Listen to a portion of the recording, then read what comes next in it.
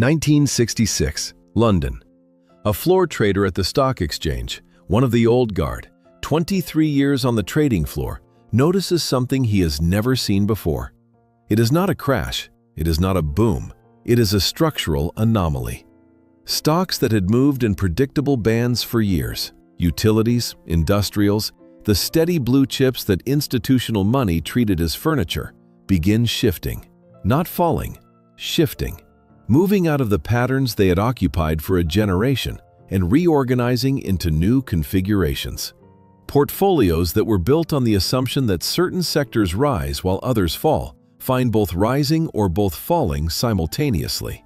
The correlations that the market had relied on for 2 decades stop holding. He writes one line in his trading journal that evening: "Money stopped obeying the old rules. It is not breaking the rules, it is running new ones." He did not know it was the year of the fire horse. He did not track Chinese metaphysical cycles. He tracked prices, and what the prices told him in 1966 was that the operating parameters of the financial environment had changed. Not gradually, not through a crisis, but through what felt like a system update. The old logic still existed.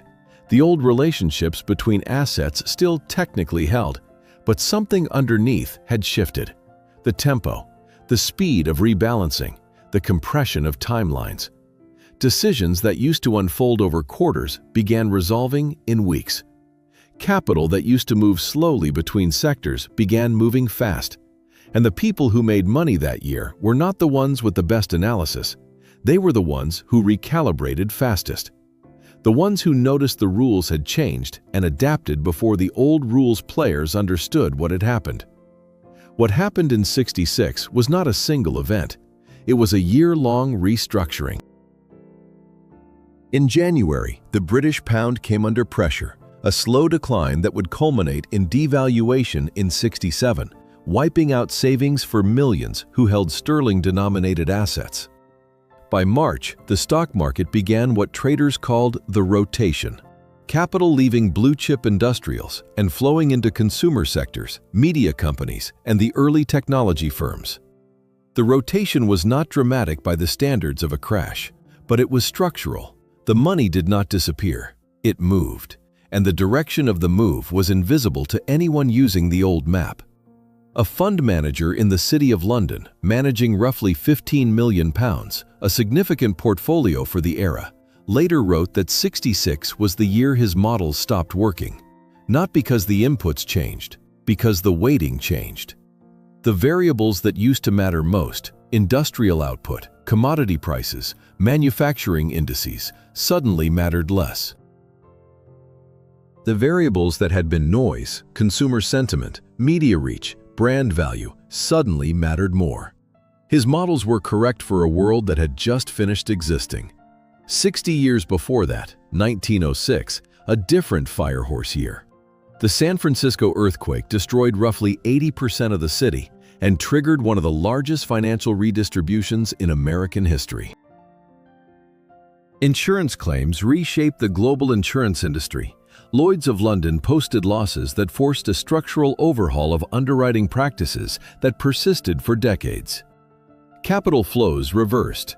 Money that had been flowing into real estate and infrastructure pivoted into reconstruction, manufacturing, and the emerging technology sectors of the era. Within 18 months, the financial geography of the American West Coast had fundamentally restructured. The earthquake was the catalyst, but the restructuring followed a pattern that went beyond disaster recovery.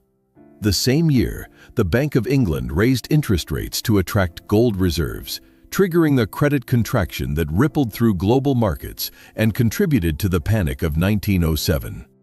In hindsight, the financial events of 1906 and '07 were not responses to isolated events. They were a systemic rebalancing, capital finding new channels. Old financial architectures failing under new stress loads. Money reorganizing itself around updated operating parameters. Both firehorse years, 1906 and 1966, share the same financial signature. Not collapse, restructuring.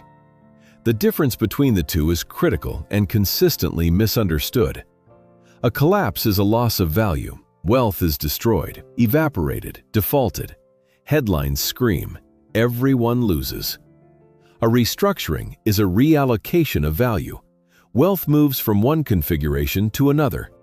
Headlines are quieter because the total value in the environment remains roughly constant, but the distribution changes dramatically. In a collapse, the question is ___, quote, __to, ___. In a restructuring, the question is ___, quote, _3___. The fire horse does not produce collapses, it produces restructurings, and restructurings reward positioning above all else.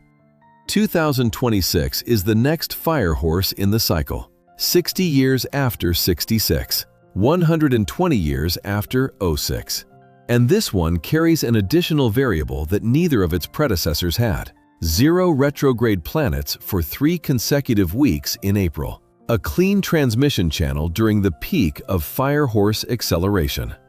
In 1966, Mercury was retrograde during part of the restructuring, which meant the financial signals were partially distorted.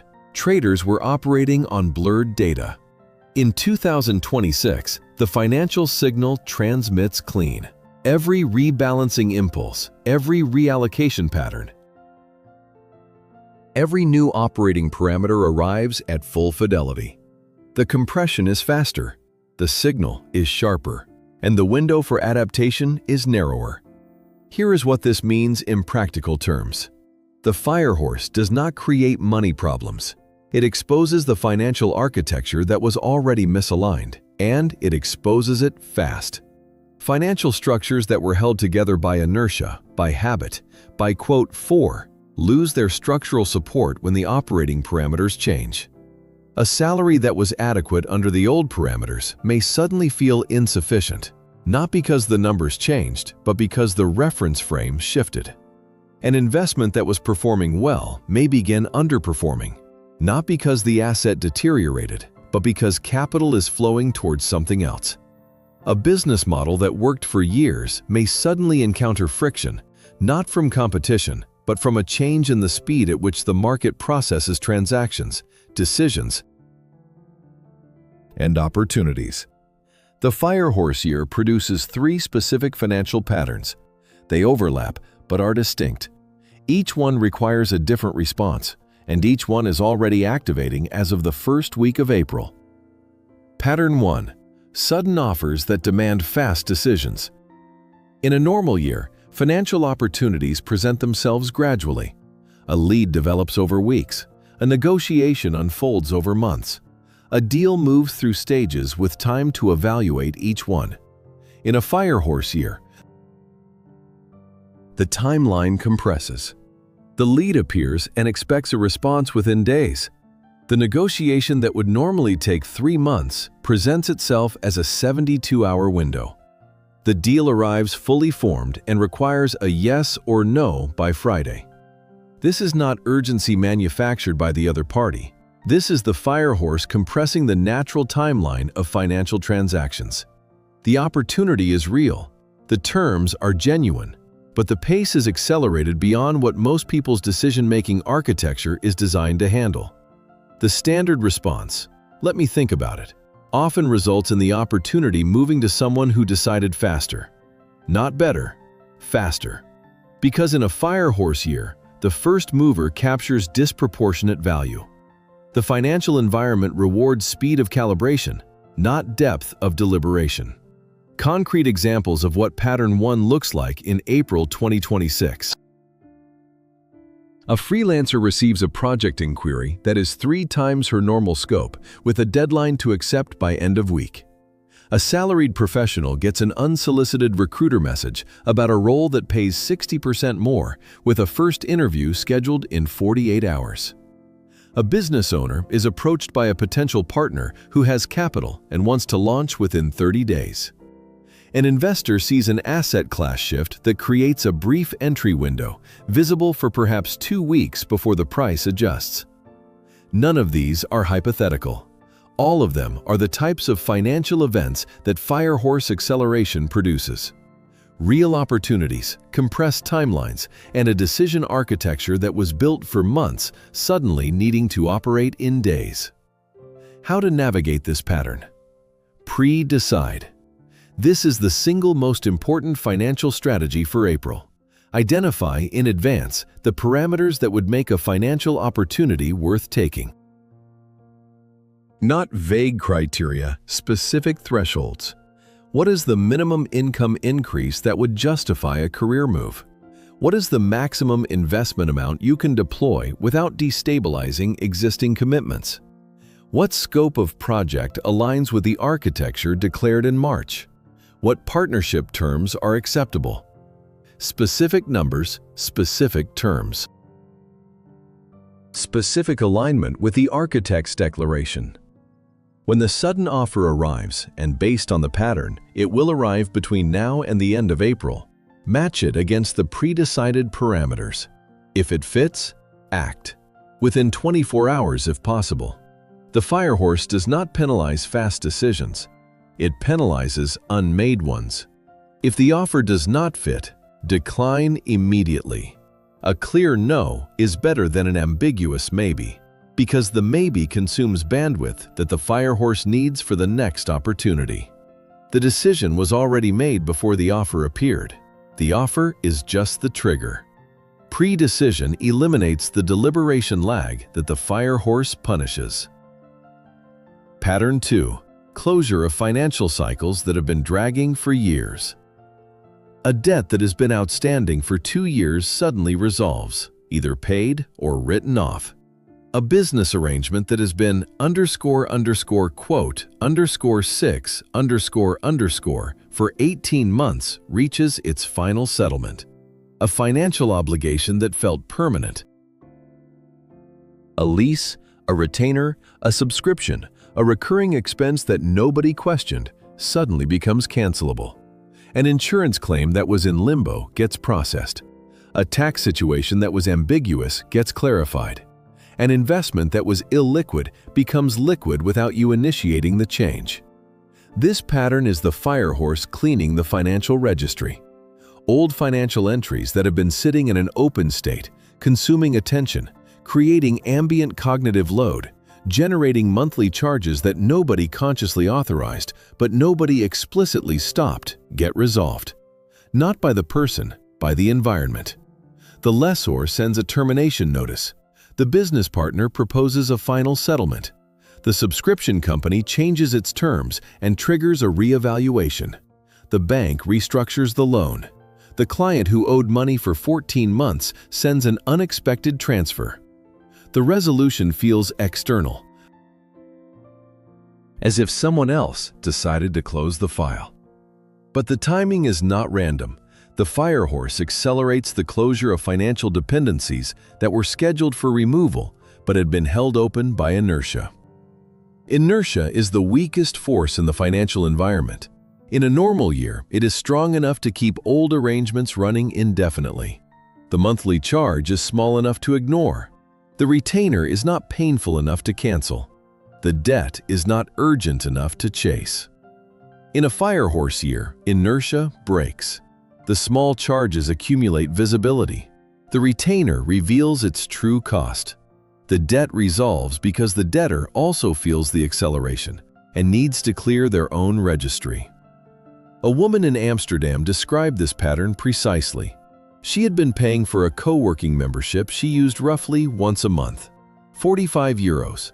Not enough to cancel actively, just enough to forget about.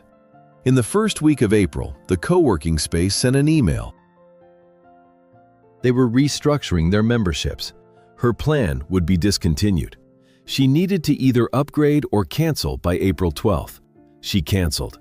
The same week, a freelance client who had owed her 2,800 euros for 9 months, who she had stopped chasing, sent a message. __quote_7__. 2 closures in 1 week. Neither initiated by her, both freeing resources she had written off. The opportunity in this pattern is not the closure itself, it is the freed resource. Every closed financial cycle liberates two things: capital and attention. The monthly expense that stops frees the money, but it also frees the cognitive bandwidth that was allocated to tracking, managing, and tolerating that expense. In a firehorse year, freed resources get reallocated faster than in normal years. Capital that was locked in an old arrangement becomes available and immediately attracts new opportunities. Because the financial environment in a firehorse year is actively scanning for available capital. If old cycles are closing around you right now, do not resist. Do not try to renegotiate or extend what is ending. Let the closure complete. Capture the freed resources. Deploy them toward the financial architecture declared in March. Pattern 3. Resource redistribution. This is the largest scale pattern and the least visible until it is well underway. Money, as a systemic flow, not as individual income, changes channels. Sectors that were receiving investment begin losing it. Sectors that were overlooked begin attracting it. Skills that were highly valued in the old configuration lose market premium. Skills that were undervalued gain market premium. Geographic regions that were financially stagnant begin showing activity. Regions that were financially dominant begin showing stress. In 1966, the redistribution moved capital from heavy industry toward media, technology, and consumer finance. The London trader who noticed the anomaly was watching the early signs of this redistribution, the moment when the old sectors began losing their gravitational pull on capital. In 1906, the redistribution moved capital from real estate speculation into infrastructure and institutional banking, a shift that took 18 months to become obvious, but was detectable in the first quarter of the firehorse year by anyone tracking the flow rather than the price. The key word is detectable. The redistribution does not announce itself. It does not produce headlines until it is well advanced. By the time a redistribution is visible to mainstream observers, the first movers have already captured the premium. The value of understanding the firehorse financial pattern is not prediction, it is early detection. Knowing that a redistribution is likely and knowing what to watch for gives a structural advantage of roughly 4 to 6 weeks over those who wait for the redistribution to become obvious. In 2026, the redistribution is already underway. 3 specific shifts are visible in the data as of the first week of April. First shift, capital is moving from traditional employment structures toward project-based and ownership-based income models. The financial premium for being employed, stability, benefits, predictable cash flow, is declining relative to the premium for owning a piece of the output. This is not new as a trend, but the firehorse compresses it from a gradual, decade-long evolution to a visible quarterly shift. People who renegotiate their employment toward equity, revenue share, or project-based compensation in April 2026 are positioning themselves on the correct side of the redistribution. People who optimize for salary increases are improving their position within a structure that is losing relative value. Second shift, the financial premium for expertise is moving from quote 8 to quote 9. This is a direct consequence of AI compressing the market value of knowledge work. When information is universally accessible and analysis can be automated, knowing things becomes less valuable than constructing things. The financial architecture that generates income through consulting, advising, and information delivery is under pressure. The financial architecture that generates income through building, products, platforms, structures, experiences, is gaining premium. In a firehorse year, this shift accelerates from a gradual pressure to an abrupt revaluation. Consultants who also build will thrive. Consultants who only advise will feel the compression. Third shift, passive income structures that required decades to build in previous cycles are being assembled in months. The firehorse compresses the timeline. What took the 1966 generation 20 years to build, diversified income sources, asset portfolios, financial independent structures. The 2026 generation can build in 3 to 5 years, but only if the building starts now. The compression works in both directions. It accelerates construction for those who are building, and it accelerates obsolescence for those who are not. Waiting costs more in a firehorse year than in any other cycle. Every month of delay in a normal year equals roughly a week of delay in a firehorse year. The same amount of lost positioning compressed into less time. This is not a guarantee, it is a pattern. The compression makes it possible. Whether it actualizes depends on the financial architecture declared in March and the speed of adaptation in April. The redistribution does not care about fairness. It does not care about seniority, experience, or good intentions. It cares about configuration. Capital flows toward the architecture that is aligned with the new operating parameters. It flows away from architecture optimized for parameters that no longer hold. Now, the frame that most people in this audience use to think about money. __quote _10 ___. This is the dominant metaphor in the metaphysical and manifestation space. It is not wrong. Money does behave like a flow. It does respond to allocation patterns. And it does move towards certain configurations and away from others. But the metaphor is incomplete in a way that consistently produces suboptimal financial outcomes. Here is why. __quote _11 leads to a specific set of behaviors. Raise your vibration and money flows toward you. Clear your blocks and abundance arrives. Align your frequency with wealth and the universe delivers. The metaphor positions money as a response to an internal state. Get the internal state right and the external flow follows. This works occasionally. When it works because the internal state change produced a behavioral change, more confidence in a negotiation, more willingness to charge what something is worth, more openness to opportunities that the fear state would have filtered out. The vibration was not the cause, the behavioral change was. But the metaphor credits the vibration and ignores the behavior. The person concludes, quote 12, the engineering conclusion. __quote _13 ___. This misattribution has a cost. When the approach fails, when the vibration is __quote _14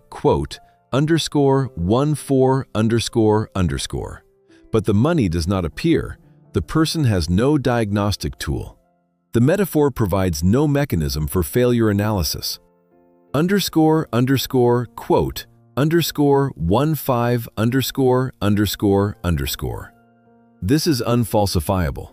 It is the metaphysical equivalent of __quote _16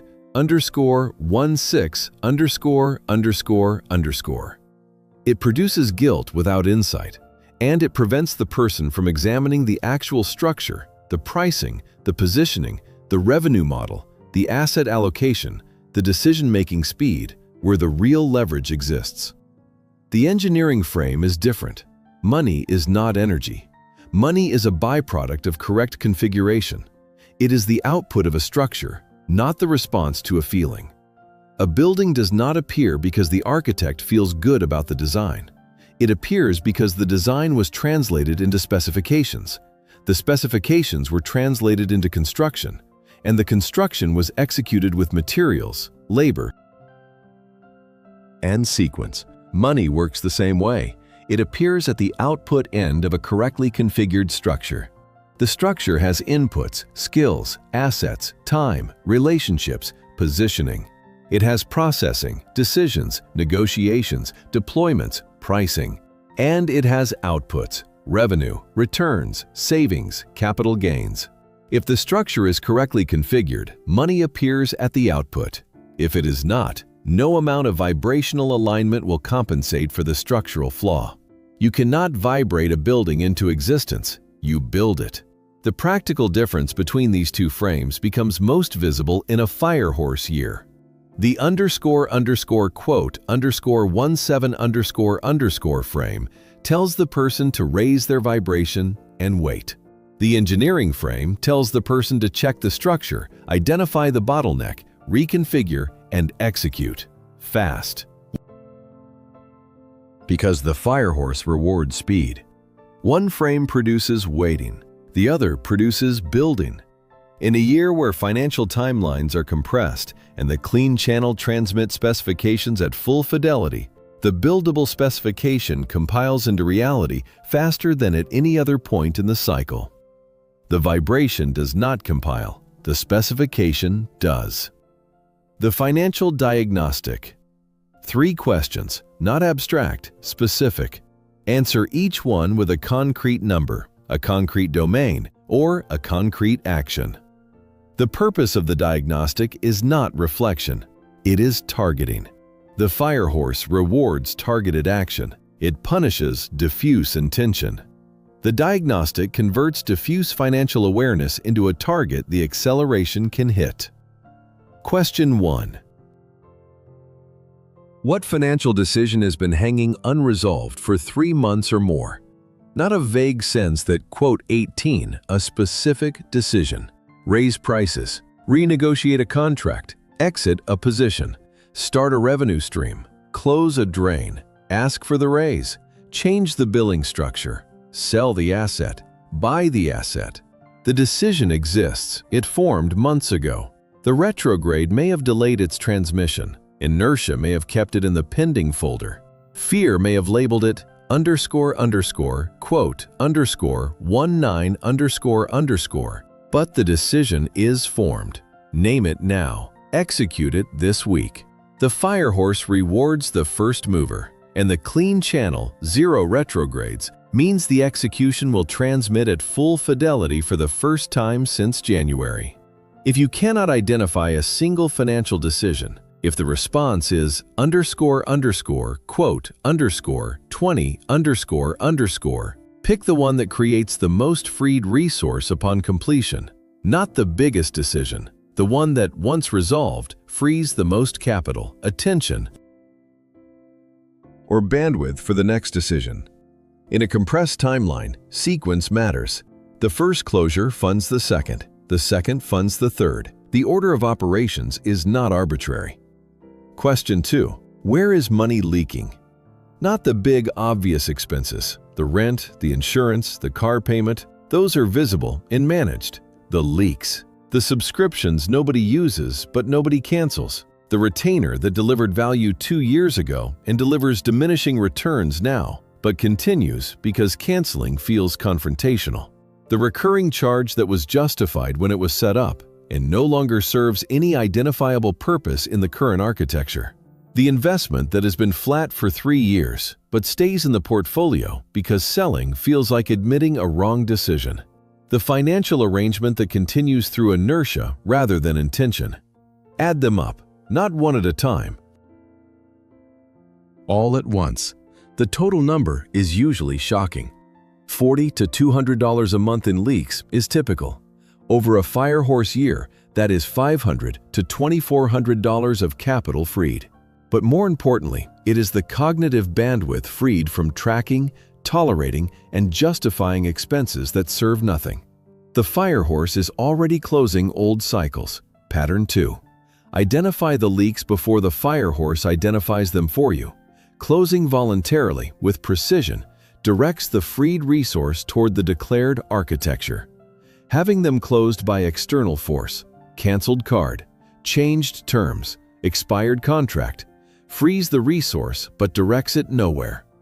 Question 3. Where do you feel readiness for a financial shift? Not desire, readiness. Desire says, quote, 21. Readiness says, quote, 22. The distinction matters because the firehorse amplifies readiness, not desire. Desire without structure produces frustration under acceleration. The horse runs, but the rider has no destination. Readiness with structure produces results. The horse runs, and the rider knows exactly where. The test for readiness versus desire. If you imagine the financial shift happening tomorrow, literally tomorrow morning, does the body contract or expand? Contraction means desire. You want it, but you are not ready for what it requires. Expansion means readiness. The infrastructure is in place, the skills are sufficient, the network is positioned. Only the decision has not been made. If readiness is present, if the structural change is identified and the resources are in proximity, April is the month to execute. The clean channel transmits the specification. The firehorse compresses the timeline. The zero retrograde window ensures the financial signal arrives without distortion. And the first mover advantage in a firehorse year is measured not in percentages, but in multiples. The diagnostic framework. All 3 questions with worked examples and a decision template is in the Telegram channel. Complete it before April 17th when the next amplification window opens. There is a final point that connects all 3 patterns. The financial restructuring happening in April is not separate from the architectural work done in March. The architect's declaration included, explicitly or implicitly, a financial component. Every declaration does. Even declarations that focus on relationships, health, or vocation carry financial implications because financial architecture supports every other domain. A relational declaration that requires geographic proximity to a new person may require relocation, which is a financial event. A vocational declaration that involves a career shift carries an income transition, which is a financial event. A health declaration that requires schedule restructuring may affect earning capacity, which is a financial event. The financial layer is never absent. It is only sometimes unexamined. The March declaration defined the blueprint. The Easter rewrite patched the constraints. The clean channel is now transmitting the specification at full fidelity. And the firehorse is accelerating the financial layer of that specification, whether the person specified the financial component explicitly or left it to default. What this means. The financial events of April are not random market forces acting on a passive operator. They are the declared architecture beginning to execute in the financial domain. The sudden offers of Pattern 1 arrive aligned with the declaration, if the declaration was specific about financial parameters. The closures of Pattern 2 free resources that the declaration identified as needed, if the declaration named its resource requirements, even implicitly. The redistribution of Pattern 3 redirects capital toward the architectural configuration that was specified, if the specification was structurally sound. If the declaration was vague on finances, I want abundance, rather than a specific configuration, the 3 patterns will still activate, but without a target. The offers arrive, but do not align with anything, so they pass. The closures free resources that scatter because there is no declared destination. The redistribution moves capital in directions that feel random because no specification is guiding the allocation. The firehorse accelerates whatever is present. If what is present is a precise financial specification, the acceleration builds wealth. If what is present is a vague wish for abundance, the acceleration produces motion without direction, activity without architecture. This is the difference the engineering frame makes visible. Money is energy, has no diagnostic for why abundance is not arriving. Money is a byproduct of configuration, has a specific diagnostic. Which part of the configuration is the bottleneck? Is it the input layer? Skills, assets, positioning? Is it the processing layer? Pricing, negotiation, decision speed? Is it the output layer? Delivery, capture, retention? The bottleneck is identifiable. The fix is specific. The firehorse accelerates the fix once it is applied. The financial architecture is active. The transmission channel is clean. The firehorse is running. In 5 days, a window opens that will amplify not just the financial layer, everything. The new moon in Aries on April 17th. The first new moon of the new 30-year cycle. Direct Mars. Direct Mercury, 0 retrogrades. A configuration that has not appeared in decades. The amplification window. That is the next video.